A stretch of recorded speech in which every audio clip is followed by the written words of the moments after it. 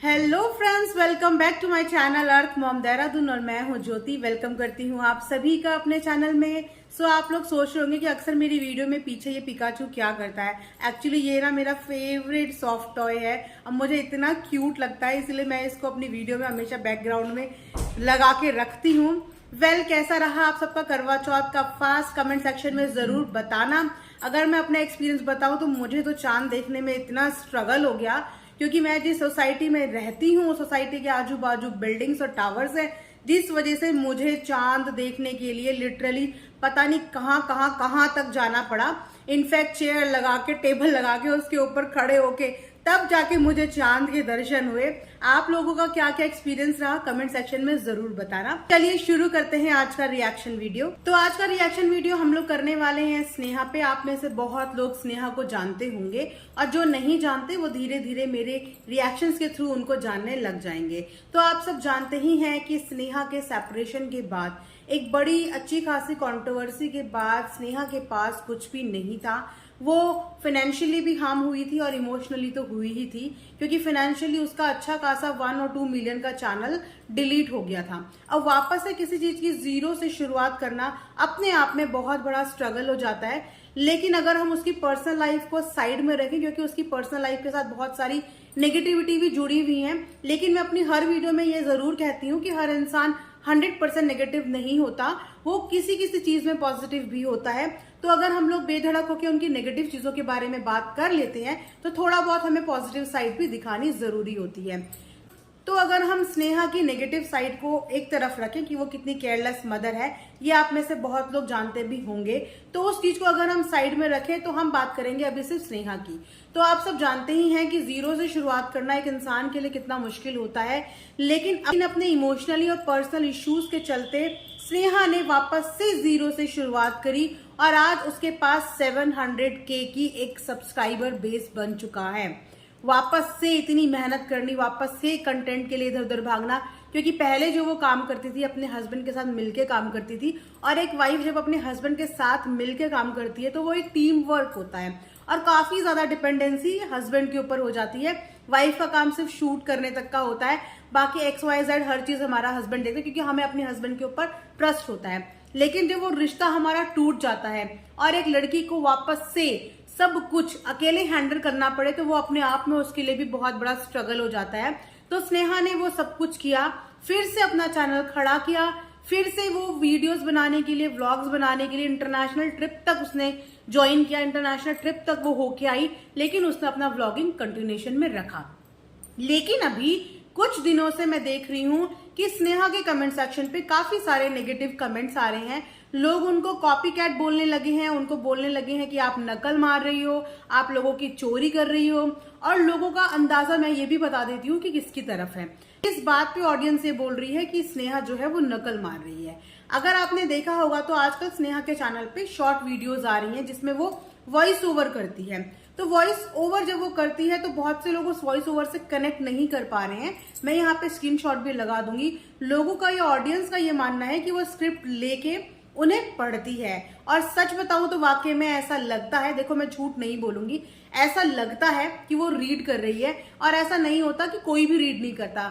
सभी लोग एक स्क्रिप्ट जब बोलते हैं, वॉइस ओवर जब करते हैं, तो उनके पास एक स्क्रिप्ट होती है जिसे वो पढ़ के बोलते हैं। लेकिन क्योंकि अभी स्नेहा ट्राई कर रही है, कोशिश कर रही है, भले ही वो किसी के इन्फ्लुएंस में आके कर रही हो, भले ही वो किसी की चोरी या नकल या कॉपी, आप कुछ भी बोल लीजिए, देखिए कि हर इंसान दूसरे को देख के ही सीखता है। कोई भी इंसान, बोलते हैं ना कि माँ के पेट से परफेक्ट होके बाहर नहीं आता, वो अपने इर्द गिर्द के लोगों से सीखता है, देखता है, उसके बाद उनको अपनी लाइफ में इम्प्लीमेंट करना शुरू करता है। तो वो भी वही कर रही है, लेकिन उसका बहुत ही स्क्रिप्टेड लग रहा है। धीरे धीरे जब वो इस चीज में प्रो होती चली जाएगी तो हो सकता है कि उसका स्क्रिप्ट पढ़ने का तरीका थोड़ा सा चेंज हो जाए, बट फिलहाल वो साउंड करता है कि जैसे सामने एक स्टोरी लिख दी है और उस स्टोरी को कोई पढ़ रहा हो। तो किसके साथ इस चीज का कंपैरिजन किया जा रहा है और किसका कंटेंट बोला जा रहा है कि वहां से उठा के कॉपी करने की स्नेहा कोशिश कर रही है, तो वो और कोई नहीं, रावत फैमिली की बड़ी बहू है, आप सबकी टीटू बहू, जिनके आप बहुत सारी वीडियोस, शॉर्ट वीडियोस देखते हैं और जिनकी अच्छी खासी 15 मिलियन की फैन फॉलोइंग है। आप लोग जानते ही हैं कि अपने पोर्ट्रे में और अपने कंटेंट क्रिएटिंग में वो बहुत अच्छी हैं। तो लोगों का कहना है, ऑडियंस का मानना ये है कि ये उनको कॉपी कर रही है। तो देखो यहाँ पे कोई किसी को कॉपी नहीं करता है, इंसान दूसरे इंसान से सीखता है। तो लर्निंग को कभी भी कॉपी का नाम हमें नहीं देना चाहिए। अगर हम किसी से कुछ सीख रहे हैं, वो सीख रही है, इम्प्लीमेंट अपनी लाइफ में कर रही है, एटलीस्ट मेहनत कर रही है और अकेले मेहनत कर रही है। किसी के साथ जाके कोलैबोरेशन करना, आप समझो कि किसी के कितने टैंट्रम्स झेलने पड़ते हैं। पहले उनको अप्रोच करो, फिर उनसे टाइम लो, बहुत कुछ झेलना पड़ता है। एक कंटेंट एक इतना आसान नहीं होता जितना आसान हमें वीडियो में कंटेंट नजर आता है। वो बंदी हर किसी के साथ कंटेंट बनाने की कोशिश कर रही है, हर किसी व्लॉगर को अप्रोच कर रही है, सबके साथ कोलैबोरेशन कर रही है, क्योंकि उसको आगे बढ़ना है। उसने अपना काम यहाँ पे रोका नहीं है, उसको आगे ग्रोथ चाहिए। तो ये उसके अपने आप में एक स्ट्रगल अपने आप से चल रहा है। तो वही है ना कि अगर हम किसी को क्रिटिसाइज करते हैं तो थोड़ा बहुत उसकी चीजों के लिए हमें उसको अप्रिशिएट भी कर देना चाहिए, जाने अनजाने ही सही। अगर हमारी थोड़ी सी बात से भी किसी को मोटिवेशन मिलती है तो ये हमारे गुड कर्मास में ही ऐड होता है। मेहनत तो इक्वली इनके हस्बैंड ने भी की थी, वो भी बहुत कोशिश कर रहे थे, लेकिन एंड टाइम पे आके उन्होंने गिव अप कर दिया, क्योंकि शायद उन्होंने जो पास्ट में गलतियां करी वो गलतियां उनको झिंझोड़ रही थी और उनकी पर्सनल लाइफ को बहुत ज्यादा हैम्पर कर रही थी, और लोगों की इतनी ज्यादा नेगेटिविटी वो शायद नहीं झेल पा रहे थे। तो बोलते हैं कि समटाइम्स एक ब्रेक एक मैजिक का काम करता है। हो सकता है कि अगर उन्होंने ये ब्रेक लिया है तो ये उनकी लाइफ में कुछ मिरेकल कर दे। और वहीं पे स्नेहा जुटी हुई है, जी जान लगा के मेहनत कर रही है। देखो, मेहनत करने वालों की कभी भी हार नहीं होती, भले ही वो आप हो, भले ही वो मैं हूं, भले ही वो एक छोटा बच्चा भी क्यों ना हो। वो भी अपने एक माइलस्टोन को टच करने के लिए, छोटा बच्चा भी कितनी मेहनत करता है और उसको उस मेहनत का फल मिलता है ना। तो जो इंसान भी दिल से और सच्चे मन से मेहनत करता है ना, उसको मेहनत का फल मिलने से कोई भी नहीं रोक सकता, उसको वो फल जरूर मिलता है। तो ये था आज का मेरा एक रिएक्शन स्नेहा के ऊपर। आप लोग बताना कि अदर देन उसकी पर्सनल लाइफ, अदर देन कि वो एक माँ कैसी है, इसके अलावा अगर हम एक इंसान, एक ह्यूमन बीइंग की बात करें तो आपको वो कैसी लगती है। प्लस बहुत से लोग उसकी ड्रेसिंग सेंस से भी बहुत इंस्पायर होते हैं। एक तो वो छोटी सी है तो वो कुछ भी पहन ले, क्यूट लगती है, क्योंकि शायद उसकी एज भी कम है, जैसा वो बताती है एज भी उनकी कम है, ऊपर से हाइट भी छोटी है।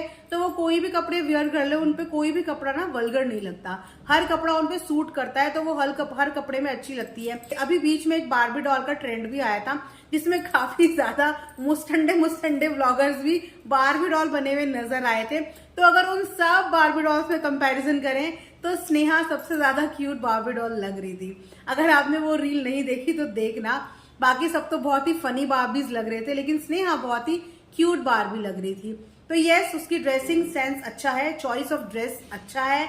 वो अभी जो इवेंट में पहन के गई थी वो भी बहुत अच्छा लग रहा था। मतलब उनको पता होता है कि मुझे कौन से कपड़े किस जगह पहनने हैं। तो उसे कहते हैं राइट टाइम पे राइट चीज को करना, जो वो अपनी रियल लाइफ में भी कर रही हैं और अपनी प्रोफेशनल लाइफ में भी कर रही हैं।